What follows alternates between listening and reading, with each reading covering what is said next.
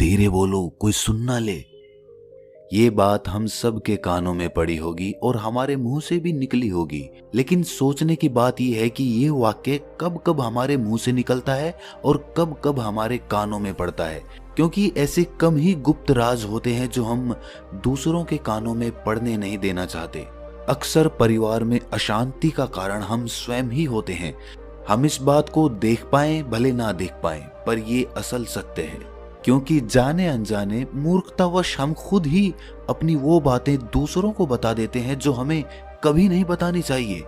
और वही बातें जो जाने अनजाने हमने किसी दूसरे के सामने बता दी थी, वही हमारे दुख का कारण बन जाता है, वही हमारे झगड़े का कारण बन जाता है।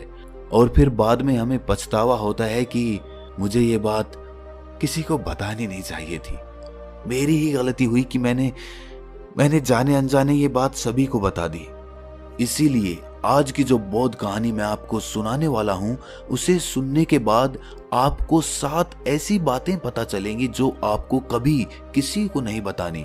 ये जो 7 बातें हैं जो आपको किसी को नहीं बतानी, क्यों नहीं बतानी, इसके पीछे का तर्क भी मैं आपको दूंगा। और इन 7 बातों के अलावा अगर आपको लगता है कि कोई बात ऐसी है जो मुझसे छूट गई या मैं नहीं बता पाया, तो कमेंट सेक्शन में जरूर बताना। इससे पहले कि आप इस बौद्ध कहानी में खो जाएं, इस चैनल को सब्सक्राइब जरूर कर लें। तो चलिए कहानी शुरू करते हैं। एक समय की बात है, एक नगर में रिंकू नाम का एक युवक रहता था। वो युवक बहुत गरीब था, कुछ पैसा नहीं था उसके पास, 2 वक्त की दाल रोटी भी बड़ी मुश्किल से उसको नसीब होती थी। किसी काम की तलाश में दिन रात खोज करने पर भी उसे कोई काम नहीं मिल रहा था।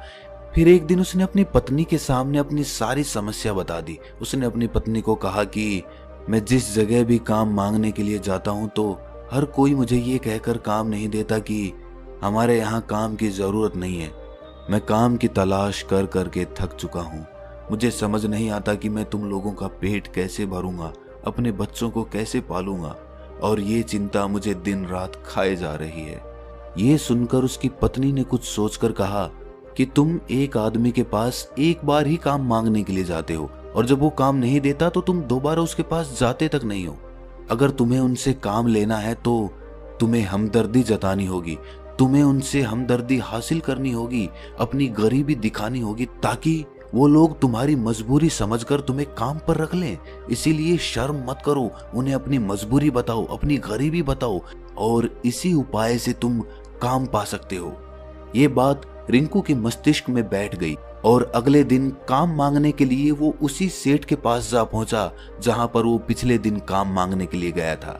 लेकिन इस बार उसने हाथ जोड़कर उस सेठ से प्रार्थना की, उससे विनती की कि वो बहुत गरीब है और उसे काम की बहुत आवश्यकता है। वो जो कुछ भी उसे देंगे वो उसमें संतुष्ट हो जाएगा, पर कृपया करके मुझे अपने यहाँ काम पर रख ले। उसकी ये हालत देखकर उस सेठ ने उसे अपने यहाँ काम पर रख लिया। वो रोज वहां पर काम पर जाने लगा। अंदर ही अंदर वो खुश तो था कि उसे काम तो मिला, लेकिन उसे वेतन दूसरे लोगों से कम मिलता था। वही काम जो दूसरे लोग कर रहे थे उन्हें ज्यादा वेतन मिल रहा था और इसे कम वेतन मिल रहा था। जब इस बारे में उसने अपने सेठ से कहा तो सेठ ने कहा कि देखो भाई, तुम्हें काम की जरूरत थी, मैंने तुम्हें काम दिया, मेरा धन्यवाद करने की बजाय तुम मुझसे शिकायत कर रहे हो, ये कैसी भलमनसाहट है। ये सुनकर रिंकू वहीं पर चुप हो गया। बात कहीं ना कहीं सत्य थी, सच थी। सेठ ने तो उसे उसकी मजबूरी के हिसाब से ही काम दिया था और इसीलिए वो उसे अपने अनुसार ही वेतन देता था। लेकिन धीरे धीरे उसने ये बात अपने सगे संबंधियों और अपने दोस्तों को भी बताना शुरू कर दी कि उसका सेठ कैसा आदमी है और उसे कितना वेतन देता है। समय बीतता रहा और रिंकू पूरी लगन के साथ अपना काम करता रहा। लेकिन अब परिस्थितियां बदलने लगी थी। सेठ अब रिंकू से दूसरे लोगों से ज्यादा काम लेता था और उनसे कम वेतन उसे देता था। ये बात रिंकू के मन को बहुत खलती थी। वो दूसरों से ज्यादा मेहनत कर रहा है और उनसे कम वेतन पा रहा है। इससे उसके आत्मसम्मान को बहुत गहरी चोट पहुंची। अब धीरे धीरे उसका मन अपने काम से हटने लगा। उसका मन काम में लगता ही नहीं था।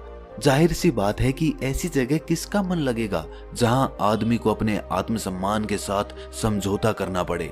इसीलिए जल्द ही उसने अपना काम छोड़ दिया और वो घर पर आकर खाली बैठ गया।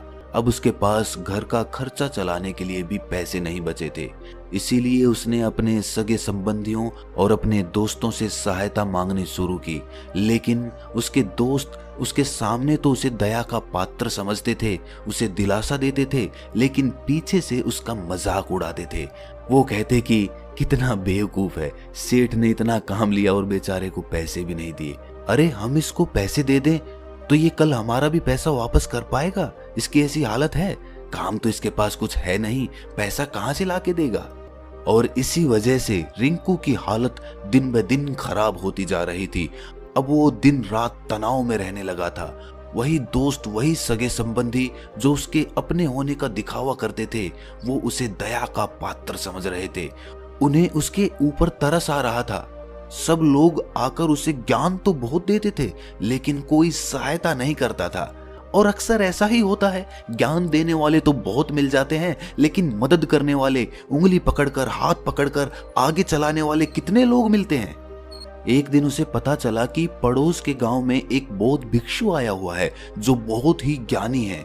रिंकू इतना तनाव में था कि उसे कोई रास्ता नजर ही नहीं आ रहा था। इसीलिए जाने अनजाने वो उस बौद्ध भिक्षु के पास पहुंच जाता है। वहां पहुंचकर वो सीधे उनके पैरों में गिरकर रोने लग जाता है। वो रोते रोते उन्हें अपनी सारी परिस्थिति बताता है।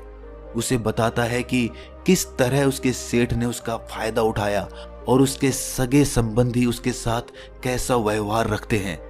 सारी बातें सुनकर बौद्ध भिक्षु ने उसे चुप कराते हुए कहा कि भंते, ये सारी समस्याएं तुम्हारी बुद्धिहीनता, तुम्हारी मूर्खता के कारण उत्पन्न हुई है। अगर तुम्हारे अंदर विवेक होता तो इनमें से एक भी समस्या तुम्हारे चित्त को दुखी नहीं कर सकती थी, लेकिन तुमने अपने अविवेक के कारण, अपनी मूर्खता के कारण खुद ही अपने रास्ते में कांटे बिछा दिए।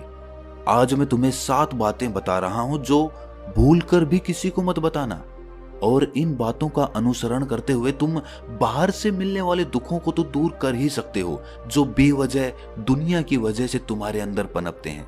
पहली बात जो किसी को नहीं बतानी चाहिए वो है अपनी मजबूरी।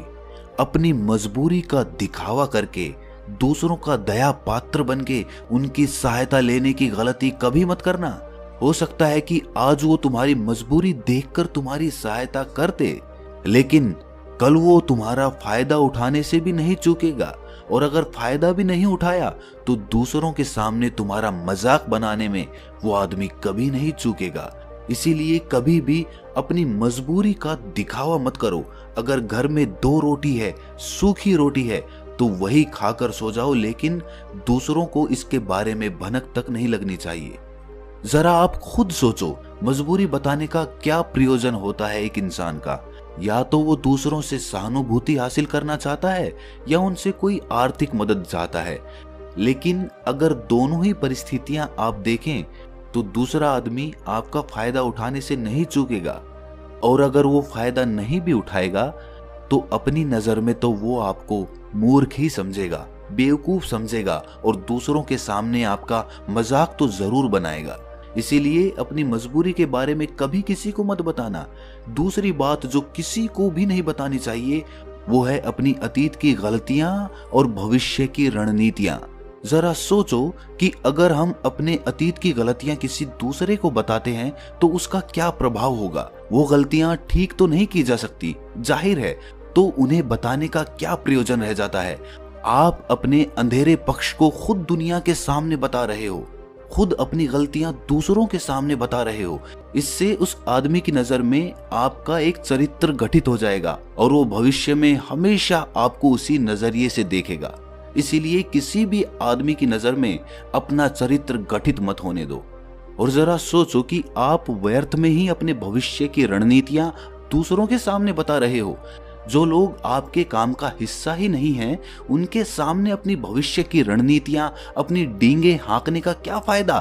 वो लोग आपकी सहायता तो नहीं करेंगे, लेकिन आपकी भविष्य की रणनीतियों में बाधा जरूर बन सकते हैं। आप खुद अपने विवेक का इस्तेमाल करिए और सोचिए कि आपके साथ भी ऐसा हुआ है कि आपने अपनी भविष्य की रणनीति किसी को बताई हो और वो कामयाब ही ना हुई हो। जरूर हुआ होगा, जरा गौर से सोचिए। तीसरी बात जो किसी को नहीं बतानी चाहिए वो है अपने घर की बातें।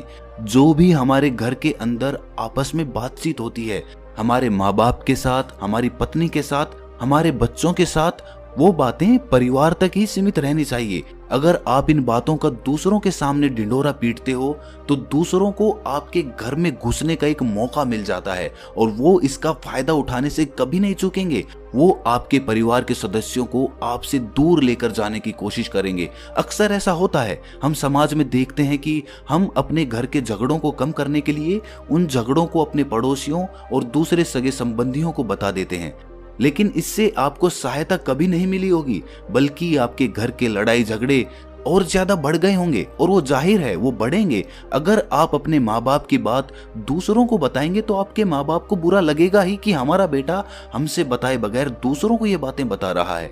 इसीलिए अपने घर की बातें और अपने घर के लड़ाई झगड़े किसी के सामने मत बताना। अगली बात जो मैं आपको बताने जा रहा हूं, जो किसी को नहीं बतानी चाहिए, वो सुनने पर बहुत अजीब लग सकती है, लेकिन उसका सत्य भी मैं आपको एक तर्क के माध्यम से दूंगा। मैं कहता हूं कि अपनी आमदनी किसी को मत बताना। अब अपनी आमदनी ना बताने के पीछे क्या प्रयोजन हो सकता है? जरा सोचिए कि आप अपनी आमदनी अपने दोस्तों को बता देते हैं, तो जब आपके दोस्तों को जरूरत पड़ेगी तो वो सिर्फ आपको ही याद करेंगे, क्योंकि उनको पता है कि अगर आपकी आमदनी ज्यादा अच्छी है तो आप ही उनकी मदद कर सकते हैं और इसीलिए ज्यादा लोग आपसे सहायता मांगेंगे। और जब आप उनकी सहायता नहीं करेंगे तो वो सोचेंगे कि इस आदमी के पास पैसे हैं, मेरी सहायता कर सकता है, लेकिन ये सहायता कर नहीं रहा है। और इसीलिए आपकी आमदनी आप दोनों दोस्तों के बीच एक झगड़े का कारण हो सकती है। कम आमदनी होगी तो लोग मजाक उड़ाएंगे और ज्यादा होगी तो सहायता मांगेंगे। तो अपनी आमदनी बताने का कोई प्रयोजन नहीं है। अगली बात जो मैं आपको बताने वाला हूं उसे अपनी गांठ बांध लेना और किसी को ये बात मत बताना। अपनी कमजोरियां और अपनी ताकत। अक्सर इंसान को पता नहीं होता है कि उसकी कमजोरी या उसकी ताकत क्या है, लेकिन अगर आपको अपनी कमजोरी और अपनी ताकत पता है तो पहली बात तो आप बहुत ही बुद्धिमान आदमी हैं और दूसरी बात कि आपको ये बातें किसी से साझा नहीं करनी है, क्योंकि अगर आपकी कमजोरियां दूसरों को पता चल गई तो वो आपकी कमजोरियों का फायदा उठाएंगे, और अगर आपकी ताकत पता चल गई तो वही ताकत आपकी कमजोरी बन जाएगी, क्योंकि वो ताकत दूसरे आदमी को पता है और वो ताकत की काट भी ढूंढ ही लेगा। अपनी कमजोरी और अपनी ताकत अपनी पत्नी या अपने पति को भी नहीं बतानी चाहिए, क्योंकि इसके बाद आपको घर में उनसे हमेशा दब के रहना पड़ेगा। अगली बात जो किसी को नहीं बतानी चाहिए वो है अपने मित्र और अपने शत्रु। आप अपने मित्रों के बारे में अगर दूसरे लोगों को बताएंगे तो वो आपके मित्रों के साथ अपनी घनिष्ठता बनाकर आपको धोखा दिलवा सकते हैं। आपके गहरे मित्रों को आपसे दूर करने का प्रयास कर सकते हैं। अक्सर आम आदमी ऐसा नहीं करता, लेकिन आपके दुश्मन ऐसा करने की कोशिश कर सकते हैं। और दूसरी तरफ आपके शत्रु का भी किसी को नहीं पता लगना चाहिए, क्योंकि आज जो आपका मित्र है अगर कल वो आपका दुश्मन हो गया तो वो आपके दुश्मन के साथ ही मिलकर आपको परास्त कर सकता है, आपको धोखा दे सकता है। इसीलिए अपने सबसे अच्छे दोस्तों को भी अपने दुश्मन के बारे में कभी मत बताना। अगली और आखिरी बात कहना चाहता हूं कि जब तुम दान करते हो तो दान के बारे में भी किसी को मत बताना, नहीं तो दान करना व्यर्थ हो जाता है, बेकार हो जाता है। जब आप अपने दान का ढिंढोरा पीटते हो तो आप ये बता रहे हो कि मैं कितना बड़ा दानी पुरुष हूं, और ये आपके अंदर एक अहंकार निर्मित करेगा। इसीलिए दान गुप्त रूप से किया जाए उतना ही अच्छा होता है, उतना ही फलदायी होता है। जब आपका बायां हाथ दान कर रहा हो तो दाएं हाथ को भी ना पता चले कि बायां हाथ दान कर रहा है। ये 7 बातें जो बौद्ध भिक्षु ने रिंकू को बताई, इनमें संसार के सभी सिद्धांत छिपे हुए हैं। इन बातों का अनुसरण करते हुए आप अपने घर में सुख शांति बना सकते हैं और घर के झगड़े हमेशा के लिए दूर कर सकते हैं। आप इन बातों के बारे में अपने विवेक से भी सोचेंगे तो आपको ये बातें सच मालूम पड़ेंगी। और हमारा कहानी सुनाने का मकसद यही है कि आपका विवेक जागृत हो, आप खुद उन